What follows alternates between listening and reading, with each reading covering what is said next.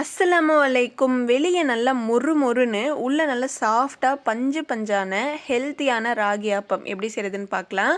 இதுக்கு நம்ம இன்ஸ்டண்ட்டாக தான் மாவு ரெடி பண்ண போகிறோம். ஒரு மிக்ஸி ஜாரில் 2 கப் அளவுக்கு ராகி மாவு, 1 கப் அளவுக்கு வேக வச்ச சாதம், 1 கப் அளவுக்கு தேங்காய், தேவையான அளவு உப்பு, 1 டேபிள் ஸ்பூன் நாட்டு சர்க்கரை. எந்த கப்பில் இது எல்லாமே எடுத்தீங்களோ அதே கப்பில் 2 கப் அளவுக்கு தண்ணி சேர்த்து நல்லா பிளெண்ட் பண்ணி எடுத்துக்கோங்க. நைட்டு ரெடி பண்ணி வச்சிட்டிங்க அப்படின்னா காலையில் ஊற்றுறதுக்கு பர்ஃபெக்டாக இருக்கும்.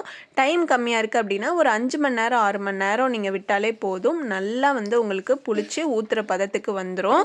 இப்போ இதுக்கு நான் தேங்காய் பால் தான் ரெடி பண்ணிக்க போகிறேன். தேங்காய் பால் ரெடி பண்ணும்போது தேங்காய் கூட முந்திரி பருப்பு, ஏலக்காய் போட்டு சுடுதண்ணியில் எடுங்க. நல்லா க்ரீமியாக ரெடியாகி உங்களுக்கு வரும். ஸோ இந்த ஆப்பத்து கூட நீங்கள் தேங்காய் பால் மட்டும் இல்லை, சட்னியாக இருக்கட்டும், இல்லை ஒரு வெஜ் கிரேவி, நான்வெஜ் கிரேவி எது கூட வேணும்னாலும் சாப்பிடலாம். அவ்வளோ சூப்பராக இருக்கும்.